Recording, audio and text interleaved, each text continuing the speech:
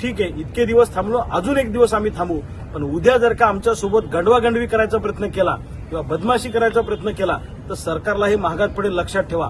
आज जे काय आंदोलन विधान भवनासमोर झालं, हे आंदोलन फक्त ट्रेलर होतं, लक्षात ठेवा.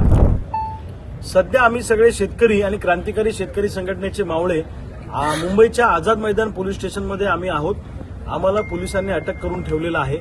आज 4 वाजता मुख्यमंत्र्यांबरोबर आमची मिटिंग लागणार असा फोन गिरीशभाऊ महाजनांनी आम्हाला केला होता, परंतु नंतर त्यांनी पुन्हा आम्हाला 4 वाजेनंतर फोन करून सांगितलं की आजच्या ऐवजी ही बैठक उद्या लागेल. तर त्यांना आम्ही सांगितलं की ठीक आहे, इतके दिवस थांबलो, अजून एक दिवस आम्ही थांबू, पण उद्या जर का आमच्यासोबत गंडवागंडवी करायचा प्रयत्न केला किंवा बदमाशी करायचा प्रयत्न केला तर सरकारला हे महागात पडेल, लक्षात ठेवा.